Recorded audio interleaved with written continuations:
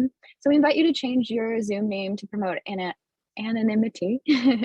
And if that's needed, and in addition, please note that we have 2 ASL interpreters here as well as live captioning available during this session. So I'd invite you all at this time to use the rename function on Zoom to caption or to include your pronouns next to your name if you are comfortable. In addition to all of this, Callie Anderson will be our Zoom moderator. Callie will monitor the chat. If you have any questions about technology or how to access the captioning, please use the chat and we will do our best to answer your questions. And in addition, Callie will be helping to ensure that we are all uploading community agreement, which can be found in our conference support hub. If at any time you're in violation of our community agreement, you may be asked to leave. So if you've attended any of the other sessions today, I'm sure you've already heard this spiel, but we acknowledge that some topics being discussed today may be potentially harmful and or triggering and activating for our audience members. In consideration of that, we recognize that every individual's experience of healing is different. So we invite you to take care of yourself in any way that feels right for you throughout this presentation. We understand that a journey through healing looks different for everyone, and we are committed to creating a safe virtual space for all of our audience members. With this in consideration, we are also aware that some of the topics that will be covered today have the potential to be triggering and or activating for the audience members as they relate to concepts of gender-based violence or harm, misogyny, racism, racist violence, or harm. In our effort to support audience members, we invite you to take a break, step back, and or turn off your cameras at any point during today's presentation. We want to respect our audience members' healing, so feel free, please, to take a break, step away, or turn your camera off in order to best take care of yourself today and every day. So now, without further ado, I have the absolute honor of introducing the presenter for today's session. Today, we are joined here by Chloe Gong. Chloe Gong is the New York Times bestselling author of These Violent Delights, which many of you in the webinar have been part of the book club that we've been running all month in preparation for this. So you've all been reading the book. And she is also the author and writer of the sequel, Our Violent Ends. She's a recent graduate of the University of Pennsylvania, so really close to us here in Westchester, where she double majored in English and international relations.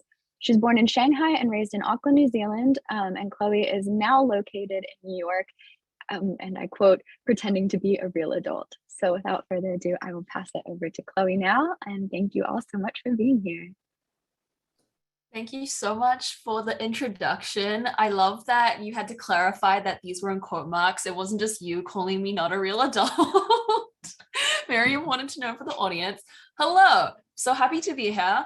I have a little PowerPoint presentation just for the first 20 minutes of while I'm talking. And of course, I want to leave so much time for the questions in case people have, burning things to ask. But for the meanwhile, let me share my screen. What is it taking me to? You would think that I would be slightly better at Zoom by now. Here we go. Okay. Share screen. And then, oh no, not share. Present. There we go. Okay. Everyone can see my screen okay? Yes. Okay.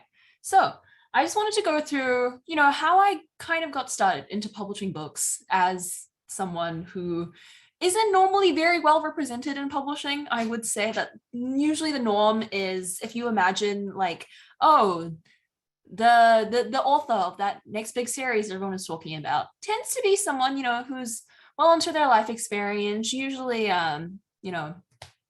white American in the American market. So I thought this would kind of be interesting to go through. Let me see how I can, oh, there we go. Again, you would think I'd be better at Zoom by now, but hello from the other side of the world where I grew up. This is me in my, how old was I? Maybe 3 or 4. As you can probably hear, I was raised in Auckland, New Zealand. My parents and I immigrated there when I was 2 from Shanghai.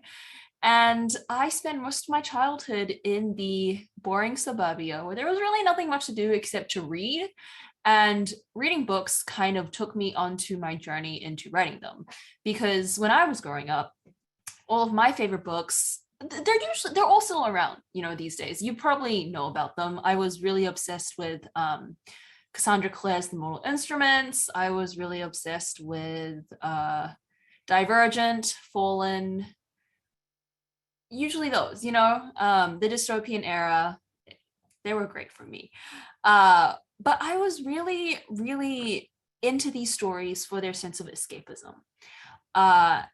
And it kind of came about one day where I was just sitting down and I thought, actually, I feel like maybe I could write one of these. If reading gives me a sense of escapism, maybe writing gives me the exact same thing that I'm kind of looking for. You know how people read for different reasons. Sometimes it's that they just want to spend some time relaxing. Sometimes they want to spend some time doing the opposite of relaxing, stress reading, right?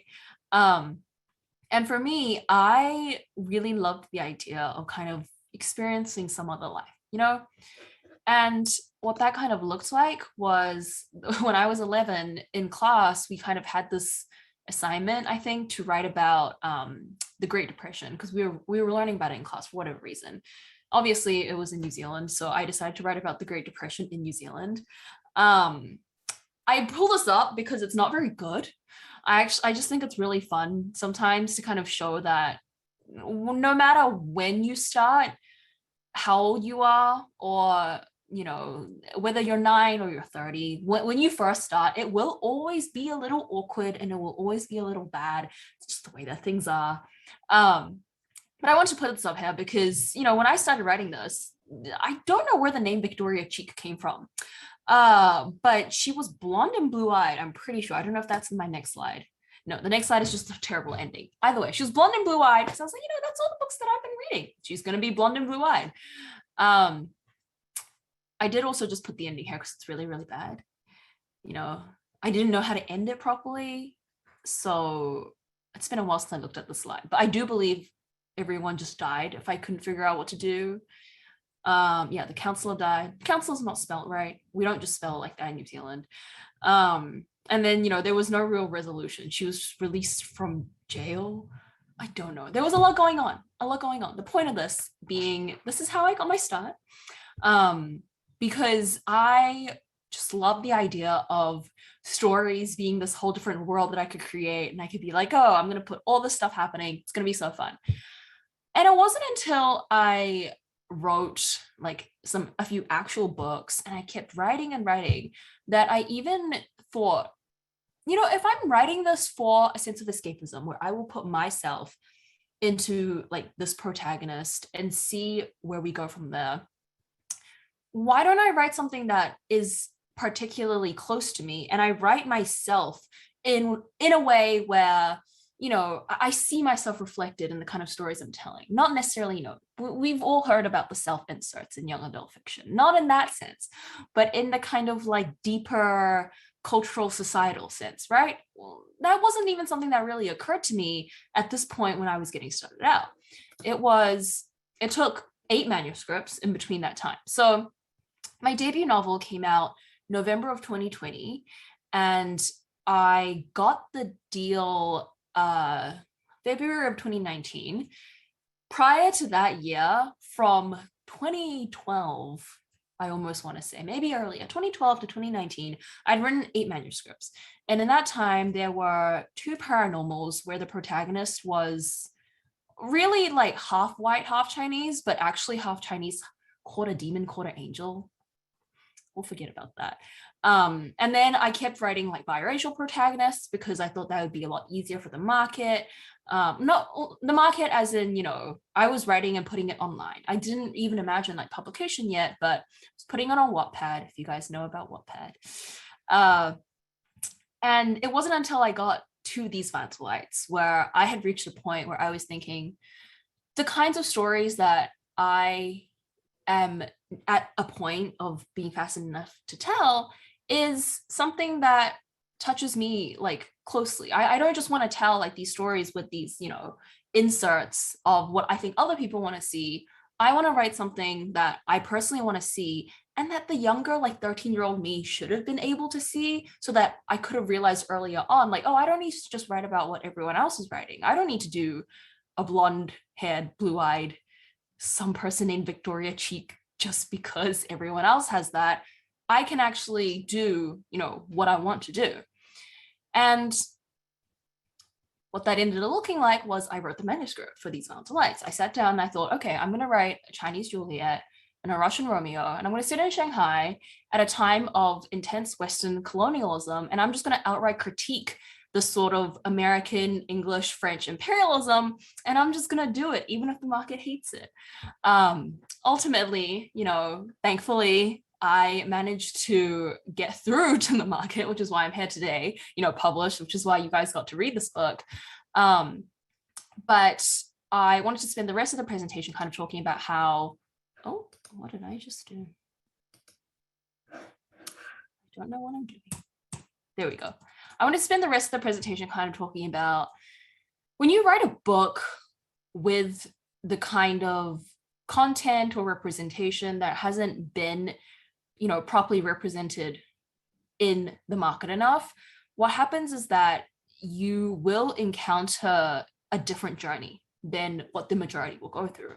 And because traditional publishing goes through two barriers first, you go through the gatekeeper level of getting an agent, and then you go through the gatekeeping level of getting a publishing house.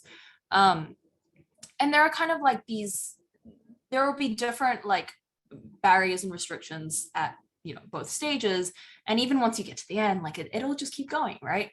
But I think it's something worthwhile to kind of keep in mind if it is something that you are interested in intending to pursue, if you are not of the, majority that tends to dominate publishing. So how it usually works is you finish the book and then you query, get an agent, yay. And then the agent sends it to editors and then you get the book deal, yay. For me, I put my like rough timeline down there, but it does vary a lot for different people. Usually the things that you'll kind of encounter as you're getting an agent, I don't know why my PowerPoint. Yeah, usually the things that you'll kind of encounter at an agent level will also depend on who you're writing for. So young adult tends to skew towards, the female audiences, while adult science fiction will kind of tend to skew towards the male audiences. And a lot of times you'll kind of encounter, if you're querying an adult book, you can't find like serious agents who are like big and well known unless you go for, the male heavy like sides. And it kind of then ends up boiling down to being very mentally prepared for, well, you have to be aware that there are these certain agents who are the ones who end up judging if these stories then get showcased at the professional level. These are the people who decide, does the story adhere to, does the story have an audience? And sometimes what happens is that the gatekeepers don't actually represent the audience.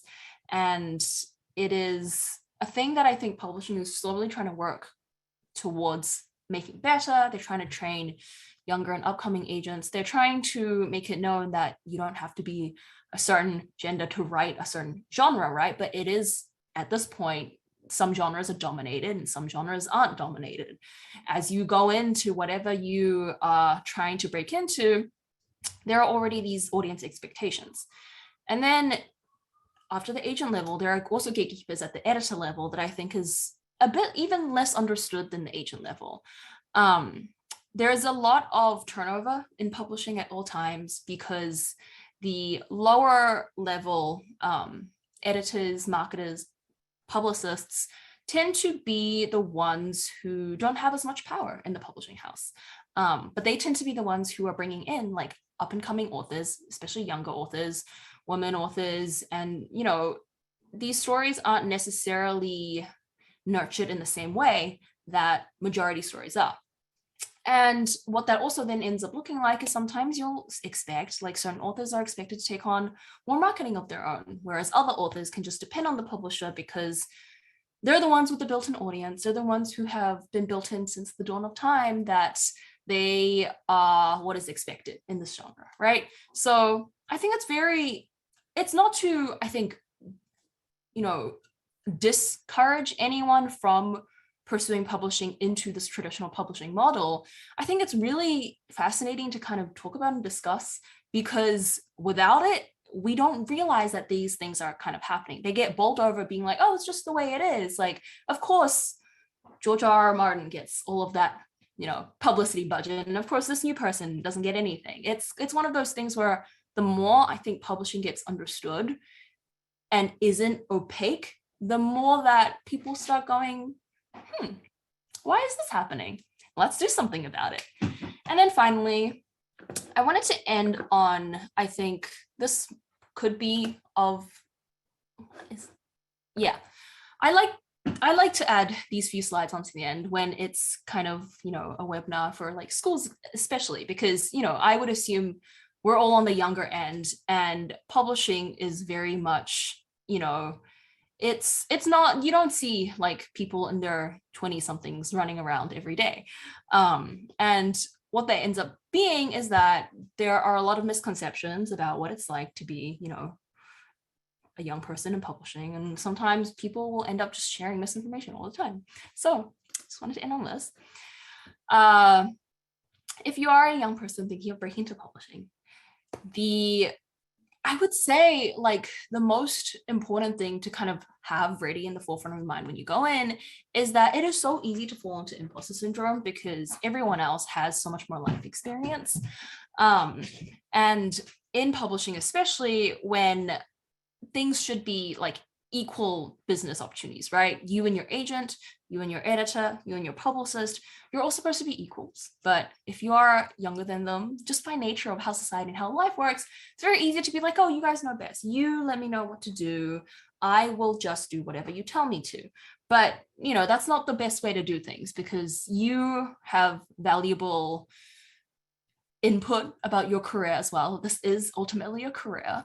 And it's just really difficult, I think. And I think the more people are aware of it as they go in, the easier it is to kind of go in and be like, actually, I do know what I'm doing. All the other bullet points are very similar. Like we don't necessarily know what taxes are, but that could just also be a me thing. And of course, the last bullet point, it is the most important thing.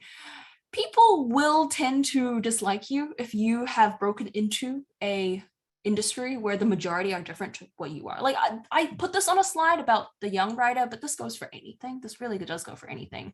And I think the only way, I think that's my next slide, the only way to kind of combat it is to find a little group to huddle towards. I always like to think of it as like penguins, how penguins huddle for warmth.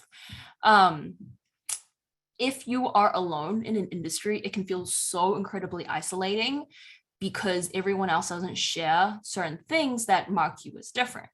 But the great thing about publishing is that it is opening up to become much more diverse, and how it kind of like the way that it makes it feel so much better is to clump with people who understand exactly what you're going through. And if you're looking to break into publishing, these people are around. It just takes finding them. And again, it's one of those things where because the majority are there and it's so easy for them to criticize down, if you want to take advice from them, there's no need to take criticism from them. I think that's my number one piece of advice for all writers, trying to go into the industry. And to finish off on, I think if you are separate to the majority, the best thing you can do for yourself is to develop a superiority complex. I love leaving off on this because what will happen is that people who feel a sense of power over you will try to give you an inferiority complex. And there's no way to combat it except to make yourself really confident. And then you kind of just get at a middling level, and it's at that point, you then find the power to kind of just keep going, keep thriving, and keep living your great life, I think that is my last point. Yes, it is. So that is my little spiel because I wanted to leave time. All right, thank you so much. I'm literally going to be walking around life now thinking I should just apply superiority complex and just feel like, a whole woman just walking around. Yeah, exactly.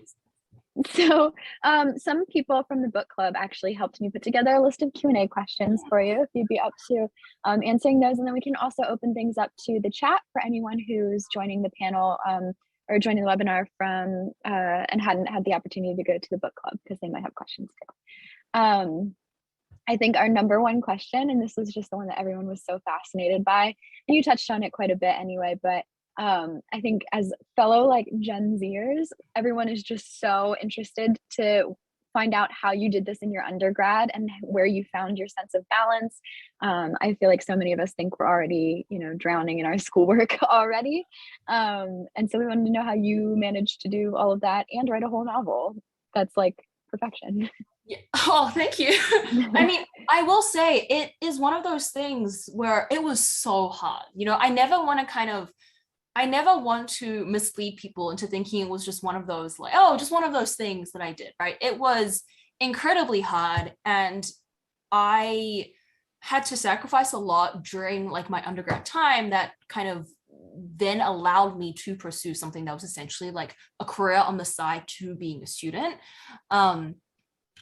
I had always grown up writing anyway. So like casually writing a novel was something that I was very used to, right? So throughout high school, I was also kind of just like writing books on the side. Like when I finished my homework, I would kind of just work on whatever story I was doing.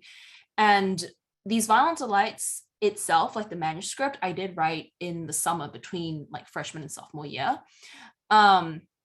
So I did get like the majority of the work kind of out of the way in like off-peak academic seasons, right? I think that's so important.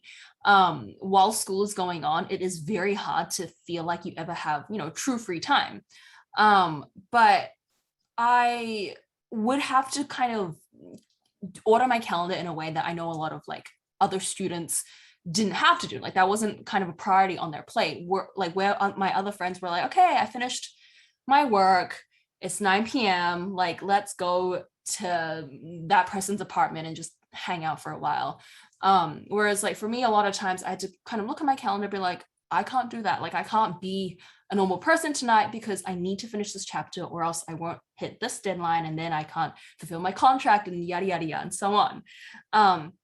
So I kind of just treated writing as, I guess, another class, another very intensive credit heavy class that I kind of had to keep alongside like real class deadlines as well. Because otherwise, if I didn't prioritize it, it kind of became this thing I could brush aside and be like, oh no, well, this other thing is more important. Or like, no, like this club, this dinner, this anything, fill in the blank is more important. But I think just internalizing the fact that, okay, I will make this a priority and I'm at a place where I'm able to like squeeze this in as a priority. So long as I take it seriously, then I will just take, whatever sacrifice I have to make to do it side by side. I will say, I think an important thing to know is that it is not for everyone. And we, as like college students, have so much time ahead of us. And I think there is this kind of pressure to be like, oh, well, while I'm here, I may as well do this or do that. But sometimes you can also just do it after you graduate. You can do it 3-4 years down the line when you have a bit of like time in your regular adult life. It's one of those things where I think if you want to do it, it's absolutely possible, but people shouldn't feel pressured to kind of take it on, if that makes sense. Yes, absolutely. The second question that we were sort of thinking about in terms of actually the narrative of these Violent Delights, why 1920s specifically, and how did you come to choose that era, and what was your thought process of that? Mm-hmm. At first, it was because I'd always been interested in the 1920s anyway. So like my parents, when they watch their like Chinese dramas, there's the from 1911 to 1930s-ish, it's called like the Republican era because it was ruled like by the nationalists at that time, or it was gangster rule in the 20s.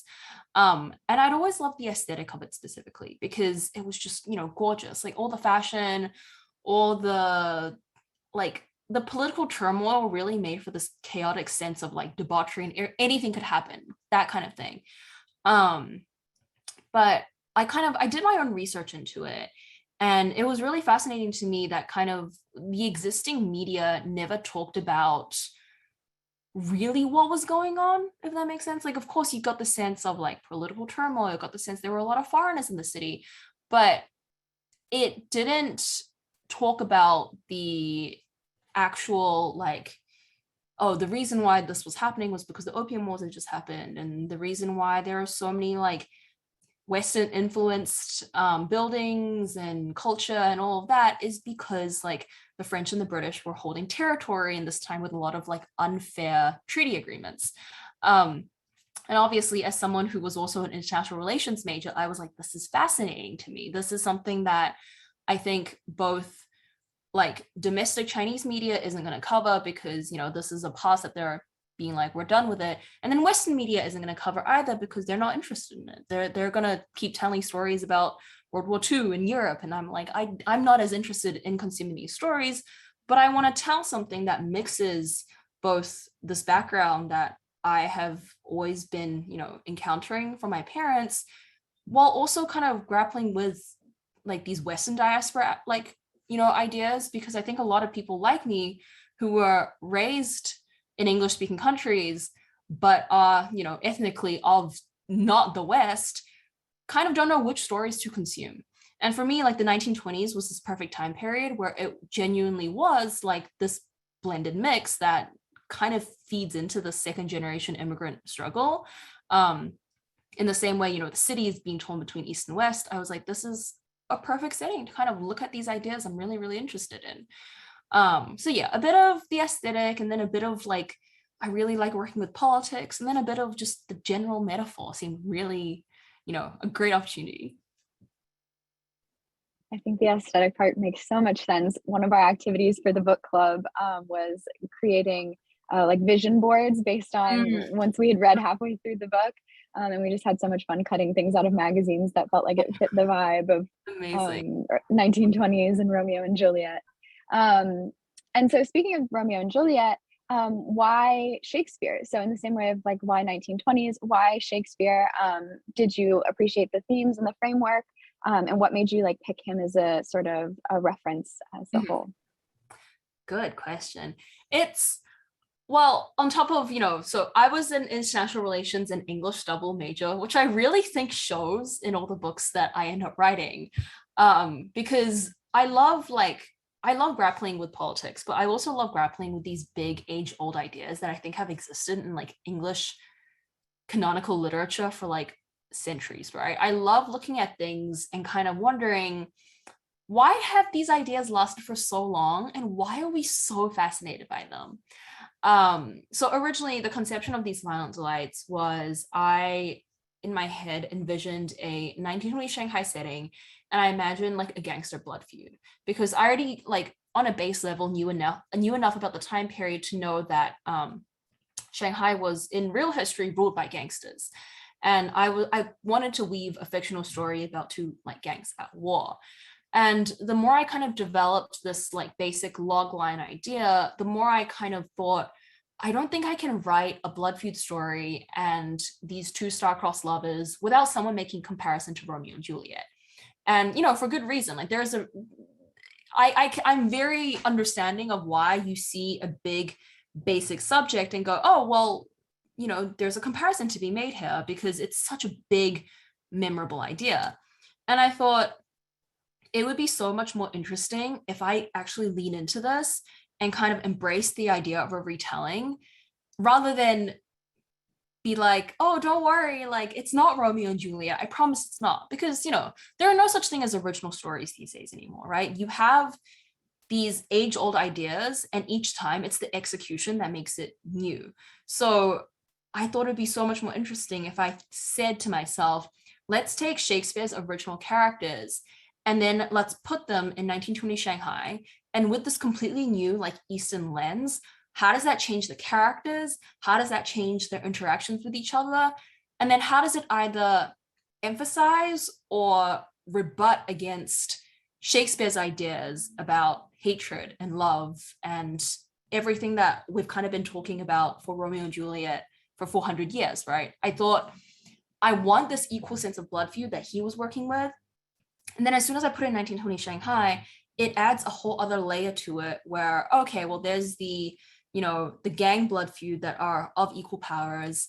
But then there's also like the foreigners who are different dangers to the city, which applies a different power dynamic and it's unequal hatred. So ideas like that. It was kind of like the moment I bring Shakespeare into it as this base skeleton, I suddenly have these different layers of looking at the text by weaving with my own story that, you know, for an English major, I was like, I'm thriving. I'm really thriving. I relate to that on an English major level.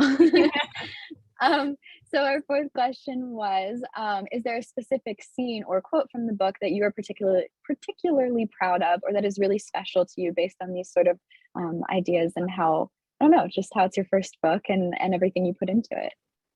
Oh, that's a really good question. I really loved writing the kind of like omniscient narration bits, like the chapters that would kind of take a bird's eye view of the city and just narrate everything that was happening.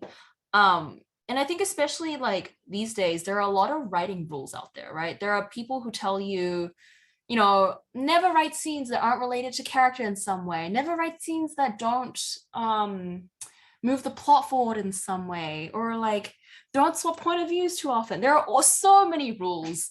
And as a like as a creator who's kind of working between cultures in a sense, I was kind of thinking to myself, like, I just want to tell the story the way that it comes to me in a way. And so long as I'm not bored writing it, like I should hope the reader's not bored reading it. And there's no really like a wrong way to do it. So I'm just going to do it anyway. And it's been really nice when people are like, oh, like I enjoyed like these scenes, because most times like the writing industry will kind of be like, no, you're not allowed to do it like that. You shouldn't do, especially in young adult. I think the rules feel so tight because people always have these ideas of what teenagers want to read or like what is allowed, especially in this category where, you know, it has these kinds of restrictions, right? I do feel like adult has more like expansiveness where you can kind of do whatever and people are like, oh, they're just being artsy. But in young adult especially, I was like, I want to tell them like this and I think teenagers will like it. I'm just gonna do it. So it's been really nice when people do like it. But yeah, I think the omniscient chapters were like very fun on a craft level. But then just on like a Shakespeare nerd level, I kind of sneak in like direct lines. I think it's the first book where I sneak in Juliet's "Indeed I Shall Never Be Satisfied." The moment I did it, I was like, that feels so good. When people get to it, they're gonna like Romeo and Juliet, like, you know, people who are really into it will spot it, and just it really satisfied a part of me. That's so good. So our last pre-planned question is one you might not even be able to really answer for us, but will we ever see these violent delights being adapted into a play, a film, a miniseries, what have you? I mean, I would love an adaptation. At the moment, there's nothing in the plans. Um, I think like adaptations are always like this. What happens is that like subrights will get picked up and then they'll kind of like fizzle out. You guys all know Hollywood. It's just it's chaotic up there. We think the book industry moves slowly, the film industry moves even slower. But I would love one day if dramatic rights happened. I think that I'm a very visual writer anyway, so seeing it like actually made would be so cool to me. But I'm also, I think, very aware that this is a story set in the 1920s, which means expensive set. It's also a story set in China, which means we can't film there, censorship. It's also a story with like a cast that's either like Chinese or Russian. And it's one of those things where I feel like Hollywood does not move as fast as the book industry, especially. So I'm very aware, I think, of the like hurdles in my way, but I'm hopeful. I'm hopeful that maybe one day there will be something happening. I think we all are too, and that's where that question came up. So now we can sort of cycle into the Q&A questions that have been dropped in the chat. So someone, they all say anonymous attendee, but I will share them live. Someone asked, can you share what you're working on right now? Oh, good question. I am currently working on kind of idea brainstorming the second book in my spin-off series that starts with Foul Lady Fortune. So after Our Violent Ends came out, it was last year now. Yeah, last November, I have I have it right here with me. I have Foul Lady Fortune coming September of this year, which is a spin-off set 4 years after the events of Our Violent Ends. And it follows Rosalind, who is now a very traumatized assassin, after the events of the original duology. And there's kind of a conspiracy going on in 1930s Shanghai now. It's 1931. The Japanese Empire has invaded Manchuria. If you know your history, you know what's about to happen. World War II is going to break out soon. It's going to be messy. But in that little time, Rosalind has to kind of work out what conspiracy has set onto her city. And it is a duology, which means now that the first book is done and about to go out into the world in, 6 months, I'm working on the sequel to wrap up the world. I feel like everyone's going to be super excited for that. We were already talking about how we've seen on your social media that something else is in the works tied to these violent delights. So I'm really glad you could tell us a little bit about that. And then the second question that was asked, what was the process of deciding to write a book and how were you able to find the inspiration? So you kind of did talk about that, but yeah, if there's anything else that maybe inspired you. Mm-hmm. Yeah, I think writing a book is having that initial inspiration, that initial spark for the idea. And then the inspiration kind of has to keep pinging along the process, if that makes sense. I think there's almost a misconception about having the idea is the hardest part. Whereas I think having the idea is only the first part, and the book itself is the work that comes afterwards, right? You get that inspiration and then you keep getting inspiration over and over and over again until you've written line after line, chapter after chapter, and then it turns into a book. And for me, sometimes it doesn't look like, what would be expected. Like, of course, I have those moments where I'm just at my desk and I just gasp really loudly because I had a great idea, right? That's the really expected, like if you were making a documentary about a writer, that's what you would expect to see every time an idea hits. But then sometimes it's also just like reading other books or consuming other media, talking to friends, going outside, people watching, and that brings in like the little tiny bits of inspiration, like piece after piece, that kind of cobbles together, a sequence of events to turn into the book. So I hope that answered the question. I think it did. It did for sure. We actually have a question now in the chat, and this is a really interesting one, I think. What role do you think TikTok has in terms of marketing books? In parentheses, they said enter book talk here. But can you talk about more of your experience with this and how you've found promoting on TikTok has driven, she said, what I like to call the next great printing revolution. I love that. I just pulled open the chat to go read it as well. Yeah, I think it's one of those things that were like, it for me, like the relationship that my books and TikTok had were so, is serendipitous the word that I'm trying to use? One of those things that it couldn't have happened at any other point in time, because I think Book Talk blew up during the pandemic while everyone got driven to, driven inside, driven online. Online became the only medium where they can kind of connect to people, especially for book lovers. Book Talk became this new like breeding ground for talking about the things you love, the things that you were reading. And I joined Book Talk, I think, at that point just before the gold rush hit. I always call it gold rush, because these days, right, we've all realized the power that Book Talk has, and authors are being encouraged to go on it, but it just doesn't have as much as a immediate burst that it had when I joined, because when I joined, I was one of the first ones there. And now when people are joining, everyone's kind of like clumping in to the gold rush, right? So I genuinely don't think like my books would have done as well without Book Talk, because everything had been shut down. Bookstores were mostly closed, and it took away the traditional method of like browsing the shelves and stumbling onto it. Those things that are very expected of like traditional bookstores. And as much as my publisher supported me, there were avenues that they just couldn't go down because of the pandemic. Like they couldn't do in-person events. the shutdown was also happening at a point where, publicists were going remote and people were getting sick. So of course they had to value their health over their work, which also meant things dramatically slowed down. My advanced reading copies were just lost in the ether. No one ever knew where they were. Those kinds of things, And for me, it became like just this kind of idle thing where I took it into my own hands, where I was like, oh, well, if I have the time to just be making a few videos talking about my books, I'm just going to do that, see how it goes. And it was really shocking that I genuinely found a platform like on Book Talk, and it took off.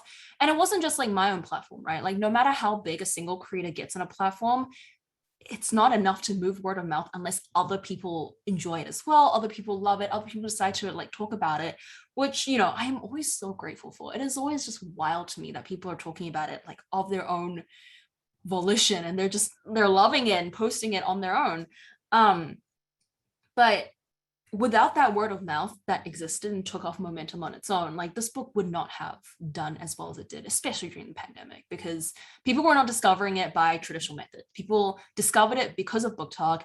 And then as the world started opening more in 2021, the sequel came out, then the traditional modes started to come back, and they kind of built, Book Talk and traditional like merged together to bring it even bigger. But no, I would definitely say it's the next big, next great printing revolution. Like publishers have really noticed that digital word of mouth and Book Talk is kind of the fastest way of growth now. It's just the digital age is everywhere. Gen Z is so powerful. And I always say too, so I'm like really going off right now.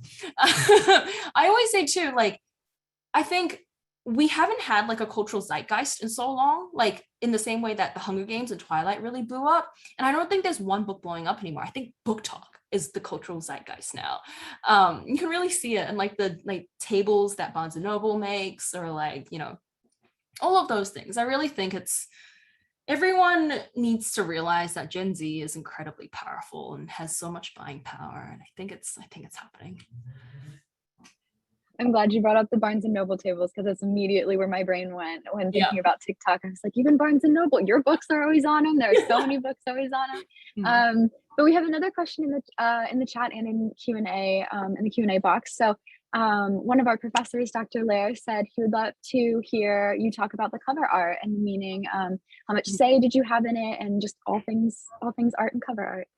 That's a good question. I always love talking about the cover because it changes so much. Like my involvement changes so much like across the book. So the first one, I didn't have any say in it. They kind of just gave it to me, and I really loved it. Like the cover you see now was just the first draft, or the first like iteration that they gave to me. I was like, this is amazing. Let's go ahead with it. And at that point, I had a different editor. So funny enough, I was acquired originally by my first editor before I was kind of like handed over when that editor like left for a different house. But my first acquiring editor she was Chinese American, and she was the one who suggested like putting Tsai on the sword, which is Juliet's last name. And the moment I saw it, I was like, that is amazing. Like you really got the gist of like putting like family and honor structure on the sword, and then like roses, which is very like symbolically like Shakespearean. It's very Western to put roses on things, right? With the dragon, it was such a great understanding of like East meets West, that first cover. And then when we got to the second cover, because that original editor had left, we lost all of her ideas as well. So they actually asked me, they were like, what do you think could go on the second cover? And that design is almost entirely like my ideas. And I was shocked when they like took all of it, because, a lot of times authors don't have any say in their like book covers. And honestly, for good reason, because I think art departments are so talented, and sometimes authors do not necessarily understand like what is eye-catching or like what works best in the market. So when I gave them my ideas, I was like, I think this is important for the book, but you take the reins on how you think it works best, or like how it gets played out best. So what it ended up being was the lighter, which is very important in the second book. If anyone has read the second book, you will know the significance of it. It's Juliet's lighter that she, carries around in the first book as well. And I suggested like the dragon coming out of the lighter, because the dragon has always been, very traditionally Chinese. And then the lighter has the character for love engraved on it, which I thought was really, really cool too, because it rhymes with Tai on the first book, because love in Chinese is I. So I was like, oh, that really works. That works well. And then Fair Lady Fortune was also one of those ones where I didn't actually say anything. Like they asked me for like general motifs, but then they kind of took their own reins on it. And I really love it. I think it's really gorgeous. But for the third book, it was different again because they showed me a lot of drafts, a lot of different directions. And I liked all of them. Honestly, I am not fussy when it comes to visual aspects. I was like, this all looks great. And they're like, yeah, we hate all of them. And I was like, okay. So they went off and did their own thing. They eventually just showed me this. And I was like, I love it. Great. And then we went ahead with it. I think they've kept this motif of putting a little character on each cover. They have fortune in Chinese on this one. I really love it. Yeah. So I'm glad that I have had good experiences with my covers. I think a lot of other authors, if they do end up having bad experiences, there's not really much they can end up doing about it, because ultimately, the art department does have a better understanding of what tends to work or not. So I'm glad. They're really cool. So I'm glad that everything worked out. But we have another question in the chat box. So you talked about reading Cassandra Clare and Veronica Roth.